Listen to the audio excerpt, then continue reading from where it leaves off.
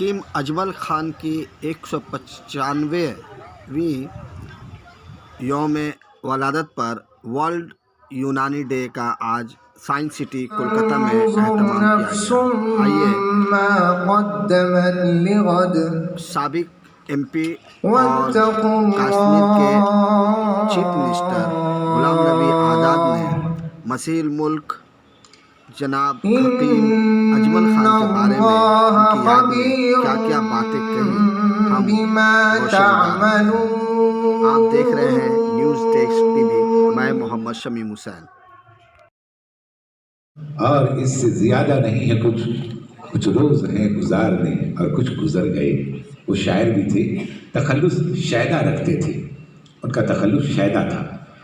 तो आज जो 155th बर्थ एनिवर्सरी मना रहे हैं हम लोग, 11 तारीख 11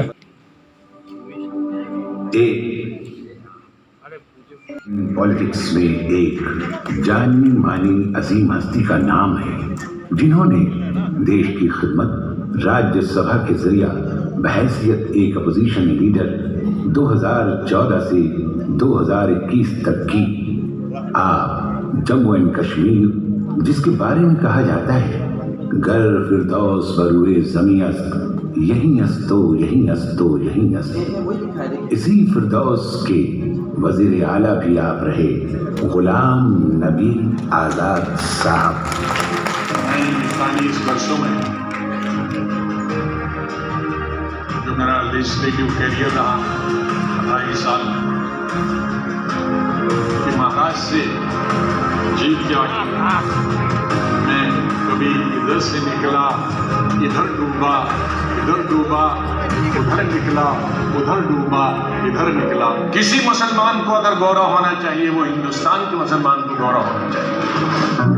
गुजर गया वो जो छोटा सा एक फसाना था, गुजर गया वो जो छोटा सा एक फसाना था, फूल थे, चमन था, आशियाना था। गुजर गया वो जो छोटा सा एक फसाना था, फूल थे, चमन थे, था, आशियाना था। न पूछ उजड़े नशेबंद की दास्तान, हौसला उजड़ गया। न पूछ उजड़े नशेमंद की दास्तान, न पूछ कि 4 दिन के मगर नाम आशाना तो था।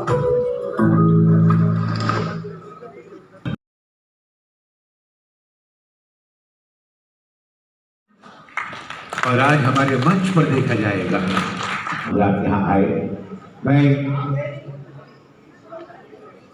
बेहद शुक्रिया डॉक्टर अबुल कासिम साहब से भी कहूँगा, जो प्रेसिडेंट हैं IMA बंगाल के, फर्स्ट प्रेसिडेंट 100 साल में पहली बार। ये एक बहुत बड़ी क्रेडिट की बात है, एक बार जोरदार तालियां उनके लिए। जी सर, आप तशरीफ लाए।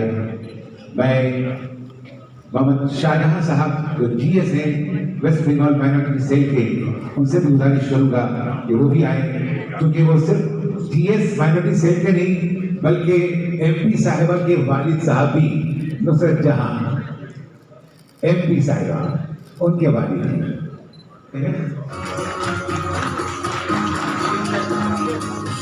मोहतरमा निवेदिता शर्मा अजीम शान, जिनके बारे में कहा शौकत जहां साहिबा, साबका रजिस्ट्रार डॉक्टर इम्तियाज साहब, मेरे बहुत ही अजीज़ दोस्त बल्कि भाई, जिन पे हमें फ़ख्र है, उनके वालिद साहब पर भी और उन पर भी, जो फिल्मों में करोड़ों लोगों का दिल बहलाते हैं, मोहतरम रज़ा मुराद साहब। यहाँ स्टेज पे बैठे हुए लिखे तो मैंने बहुत सारे नाम हैं, इनमें कौन आया है कौन नहीं आया, इज्जत से उन सबको मुखातिब करता हूँ कि जो डाइस पे बैठे हैं, हमारी बहनें, हमारे भाई साहिबान और मुल्क के मुख्तलिफ इलाकों से ख़ास तौर से साउथ इंडिया से आए हुए हमारे सभी डॉक्टर साहिबान और साथियों, आज का दिन मुझे नहीं मालूम कि हम इस दिन पे जनाब मरहूम हकीम अजमल साहब की ज़िंदगी के बारे में बात करें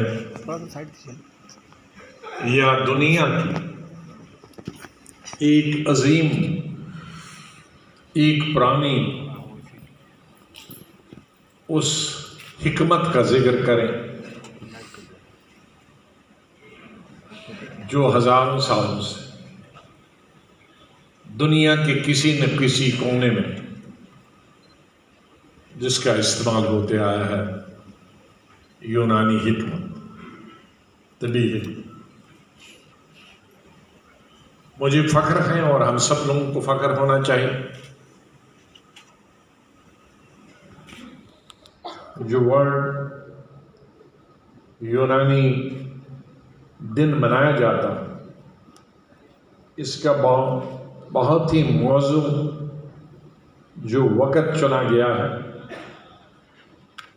वो हकीम अजमल साहब का जन्मदिन को चुना गया है, वरना यूनान से कई हज़ार साल पहले और उसके बाद अरब ममालिक में और हमारे मुल्क में भी 8वीं सेंचुरी से गुज़िश्ता 1200-1300 साल से ये हिकमत अमली चलती है। लेकिन किसी ने ये बहुत ही मौजू समझा कि इसको हकीम अजमल खान साहब की योम पैदाइश के साथ जोड़ा जाए। दोनों चीज़ें अपनी अपनी जगह पे बहुत ही अहमियत रखती हैं।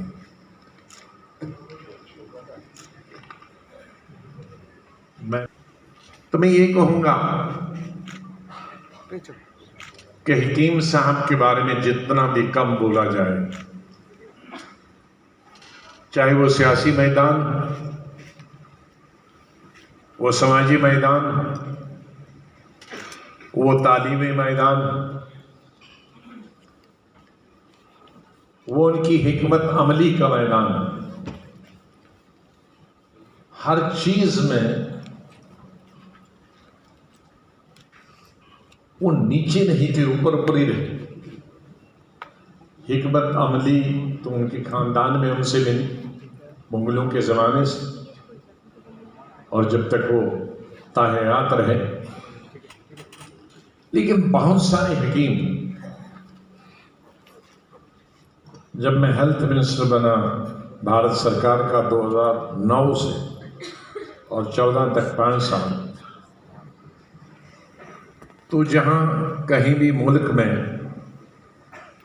आयुर्वेदा, जिसमें बहुत सारी चीज़ें हैं, यूनानी भी उसका एक हिस्सा, आयुर्वेदा, यूनानी और सिद्धा, होम्योपैथी। एक तो स्कूल के ज़माने में बहुत थोड़ा सा पढ़ा था हकीम साहब के बारे में, लेकिन जब यूनानी के फंक्शन के लिए मैं उनको पढ़ता रहा तो मुझे ऐसा लगा कि भाई सिर्फ ख़ानदान में, विरसे में कुछ चीज़ मिलना ही काफ़ी नहीं होता, उसको आप कितना आगे बढ़ाते हैं। और हर प्रोफेशन की ही बात, वो सियासत की लीजिए, वो वकालत की लीजिए, वो ज़मींदारी खेती बाड़ी के लीजिए, तजारत लीजिए, तो अगर अच्छे बच्चे हैं तो उसको एक उरूज पे, एक नया मकाम, नया अयाम देते हैं। इसी तरह से वो उनका ख़ानदान इस पेशी से जुड़ा था। लेकिन हकीम साहब ने इस तिब्बी इलाज को एक साइंटिफिक टेम्पर दिया। यहाँ भी फरमाया गया कि उन्होंने आयुर्वेदा और तिब्बी कॉलेज दिल्ली में बनाए, लेकिन साथ साथ उन्होंने एक फैक्ट्री भी बनाई जिसमें ये दोनों चीज़ें बने और दवाखाना भी खोला। और कुछ अरसे बाद उन्होंने ये कहा कि ये काफ़ी नहीं है, इसकी रिसर्च करना साइंटिफिक तरीके से और ज़रूरी है। तो फिर उन्हीं के वक़्त में, उससे पहले उसको साइंस के हिसाब से भी उस पैमाने पे ये खरा उतरे, पूरा उतरे, वो हकीम साहब ने शुरू किया। और फिर उसके बाद एक नया मोड़ दिया। मुगलों के ज़माने में तो खुद मुगल इसका इस्तेमाल करते थे, लेकिन उसके मुगलों के जाने के बाद अंग्रेज़ों के ज़माने में इसको वो तमाम मराद, तमाम सहूलियात, तमाम प्रमोशन जो मुगलों के ज़माने में इसकी बालादस्ती थी, वो अंग्रेज़ों ने ख़त्म की। अंग्रेज़ों का ध्यान है, स्वाभाविक है, आयुर्वेदा के काम एलोपैथिक की ज़रा ज़्यादा उनके मुल्क में तो वही चलता था, तो यहाँ भी उन्होंने शुरू किया। लेकिन 3-4 खानदानों का बहुत अच्छा रोल रहा, जिसमें इन्हीं के खानदान, शराफी खानदान, फिर दिल्ली के अजीज़ी खानदान और हैदराबाद के हमारे नवाब हैदराबाद के खानदान ने इसको जिंदा रखा। मुझे खुशी कि 1947 आज़ादी के बाद हमारे अपने मुल्क की हुकूमत ने इसको वही मकाम दिया जो मुगलों के ज़माने में था। आज मुझे फ़ख्र है कि आयुर्वेदा और यूनानी, सिद्धा, होम्योपैथिक, ये हमारी एलोपैथिक अस्पतालों का, दवाइयों का, डिस्पेंसरीज का एक हिस्सा है। मेरे हेल्थ मिनिस्टर बनने से पहले हमारी जो गांव की डिस्पेंसरियाँ होती थी, उनमें आयुर्वेदा के अलग हॉस्पिटल थे और एलोपैथिक के अलग थे। तो मैंने पहली दफ़ा शुरू की कि हिंदुस्तान में शहरों में तो ठीक है, अलग अलग हॉस्पिटल हो सकते हैं, एलोपैथिक का, आयुर्वेदिक का, यूनानी का, होम्योपैथिक का, लेकिन देहातों ये मुमकिन नहीं है कि इतने किस्म के हॉस्पिटल। इसलिए हमने नई बिल्डिंगों की शुरुआत की। मेरे ख्याल में मेरे वक़्त में तो 5 साल में तकरीबन मुल्क के 50% गाँव में जहाँ प्राइमरी हेल्थ सेंटर थे, तो वहाँ हमने ये डिस्पेंसरियाँ भी उसी छत के अंदर शुरू कर, ताकि लोगों को चॉइस हो कि एलोपैथी कौन करेगा, होम्योपैथी कौन करेगा, आयुर्वेदा कौन करेगा, यूनानी कौन करेगा। इसके साथ साथ ही रिसर्च एक बहुत बड़ा हिस्सा है। रिसर्च आज बहुत ही इसकी ज़रूरी चल रही। मेरे वक़्त में एक नई बात उभर के आई। आम तौर पर ये कहा जाता है कि एलोपैथिक, और स्वाभाविक भी है, एलोपैथिक में भी अलग अलग चीज़ें हैं। यहाँ डॉक्टर अभिलाषा जी हैं जो एलोपैथी से संबंध रखती हैं, बाकी आयुर्वेदा से संबंध रखती हैं गायनेकोलॉजिस्ट, लेकिन ये तो आयुर्वेदिक का हिस्सा नहीं है। तो जानती हैं कि एलोपैथिक में भी, उसमें भी अलग अलग है। किसी का तुरंत हो जाएगा 1 घंटे में, 2 घंटे में आपका फ़र्क, किसी में शायद 5,000 घंटे। लेकिन आयुर्वेदा चाहे उसमें यूनानी भी क्यों ना हो और सिद्धा भी क्यों ना हो, उसका अमूमन ये कहा जाता है कि बड़ा समय लगता है, लंबा लगता है, टाइम लगता है इसकी असर होने तक। तो मेरे वक्त में एक शुरुआत की थी, मैं नहीं मालूम उसके बाद मैं उसका ध्यान नहीं रख पाया, अभी मालूम करूंगा। हमने एक रिसर्च शुरू कर दी, हेल्थ मिनिस्ट्री के अंदर एक प्रोजेक्ट बनाया था कि उसमें साइंस के तौर पे उसकी रिसर्च हो कि कितना जल्दी उसका असर हो सकता है, क्योंकि बहुत सारी चीजें हैं जैसे मस्कुलर पेन है, बहुत सारे मुरब्बा जो बनाए गए हैं वो उनसे जल्दी असर होता है। तो जिस दिन ये मालूम हो जाएगा कि उसका जल्दी असर होता है दूसरी दवाइयों की तरह, तो मेरे ख्याल में ये हमारी यूनानी दवाइयों का चलन और भी कई गुना ज़्यादा पैदा हो जाए। मौलाना साहब सियासी तौर पर भी, हकीम साहब कहिए, मौलाना साहब कहिए, मजहबी तौर पर, शायरी के तौर पर, फिजिशियन के तौर पर वो लाजवाब थे, लेकिन सियासत में भी किसी से कम नहीं। जहाँ यहाँ फरमाया गया था पहली स्पीच में, हमारे रजिस्ट्रार साहब ने फरमाया था कि वो शायद वाहिद आदमी हैं हमारे मुल्क के जो कांग्रेस के भी हिंदुस्तान के सदर रहे, मुस्लिम लीग के भी सदर रहे, और मुस्लिम लीग की जो पहली मजलिस हुई थी उसमें भी, उसके बनाने में शामिल हुए, सदर भी रहे, खिलाफत कमेटी के भी सदर रहे।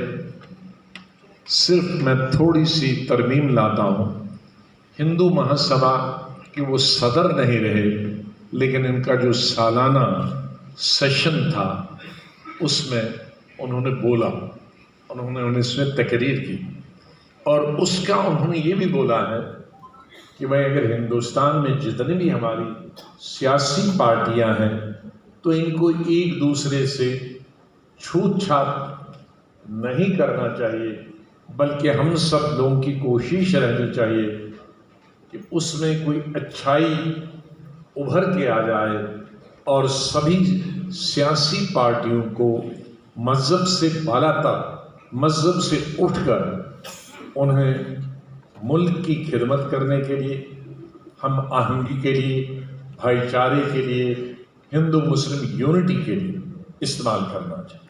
शायद उनकी यही गर्ज थी कि वो कांग्रेस तो एक सेकुलर पार्टी थी, लेकिन मुस्लिम लीग के बारे में बाकी हमारे भाइयों को, हिंदू भाइयों को शक था ये सेकुलर है कि नहीं। तो कहीं ऐसा हिंदू भाइयों को नहीं लगे कि भाई ये मुस्लिम लीग के प्रेसिडेंट बने, तो यही उस पर ख़त्म करने के लिए मैं अंदाज़ा लगा सकता हूँ कि उन्होंने हिंदू महासभा की सेशन में भी शमूलियत की कि उनको भी कोई शिकायत न रहे कि मैं सभी का। तो इस तरह की सोच, एक तो सोच रखना और फिर करके रखना, तो कहीं उन पे छींटा नहीं आया। आज अगर कोई आरएसएस के सभा में जाएगा तो उसको तो बेदखल किया जाएगा, या दूसरे तरफ से अगर कोई मुस्लिम लीग के फंक्शन में जाएगा, दूसरे हमारे तबके के लोग उसको बेदखल करेंगे। तो इतना सेल्फ कॉन्फिडेंस भी नहीं है और इतनी जुर्रत भी नहीं है, इतनी हिम्मत भी नहीं है। ये तमाम चीज़ें करने के बावजूद भी उनकी जो इज्जत और मकाम हमारे समाज में है, हमारे मुल्क में है, उसकी मिसाल यही है। ये वर्ल्ड यूनानी डे उनके नाम कर दिया गया। इससे और कोई बड़ी, चाहे कितने खिताब मिले, नसीउल मुल्क खिताब मिला, दूसरे खिताब मिले, लेकिन किसी के नाम पे दुनिया की किसी तिब्बी इलाज का नाम उसके नाम किया जाए, ये मैं समझता हूँ कि ये दुनिया का रिकग्निशन, दुनिया ने उसको मान लिया है। चाहे कुछ सियासी पार्टियों ने या जंग आज़ादी में जो शामिल थे उन्होंने उनको कुछ भी नाम दिया, लेकिन मैं इसको आज की दुनिया में इतने साल के बाद उनको ये रिकग्नाइज करना, ये सबसे बड़ा खता है। आज के इस अवसर पे मैं हमारे जो मुंतज़मीन हैं, हमारी बहन जो इसकी सदर है, उनको मुबारकबाद पेश करता हूँ, और आप जो यहाँ शामिल हुए उनको भी मैं बहुत मुबारकबाद पेश करता हूँ। खुदा हाफ़िज़। अस्सलाम वालेकुम। जय जाइए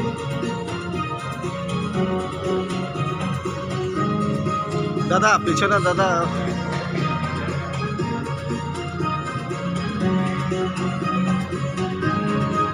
और मैं डॉक्टर के.टी. अजमल साहब के लिए उनकी बातें सुने। के.टी. अजमल साहब, yes, thank you. Doctor Jahangir Alam साहब, इनके हवाले है ये, तशरीफ लाएं।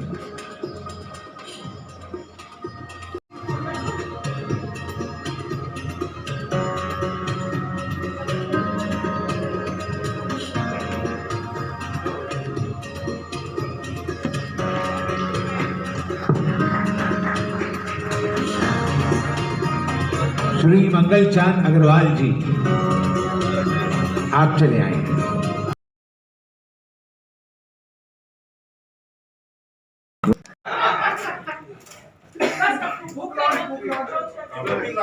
जिसके मौके पर आज अजमल खान को याद किया जा रहा है, क्या कहिए? देखिए, मरहूम हकीम अजमल खान साहब का जो मकाम है बतौर हकीम, दो ही नाम याद आते हैं, एक तो हकीम लुकमान का और एक हकीम अजमल खान का, जिन्हें ऐसी महारत हासिल थी, कुछ कुदरत ने उनके हाथ में ऐसी शिफा दी थी कि संगीन से संगीन जो मत होता था, उनके हाथ की शिफा से वो दूर हो जाता था। इतनी बड़ी बात है कि आज भी वो गालिबन 1927 में उनका इंतकाल हुआ, आज भी हम उन्हें याद कर रहे हैं। उनकी याद में ये फंक्शन जो है मुनक़िद किया गया है। इससे बड़ी बात और क्या हो सकती है किसी के लिए कि अच्छाइयाँ जो है हमेशा याद रखिए इंसान को। उनमें एक सिफत थी, उनमें काबिलियत थी, और उनके हाथ में ऊपर वाले ने एक शिफा दी, जिसकी वजह से आज तक कोई उनका हाथ, वो मसीह उस ज़मा थे, पूरी दुनिया के वो मसीह थे, और उनको बहुत से फॉलो करने वाले इस इल्म को उन्होंने सीखा, और इस फिल्म के जरिए बहुत मरीजों का कामयाब तरीके से इलाज किया। जो मकाम हकीम अजमल खान को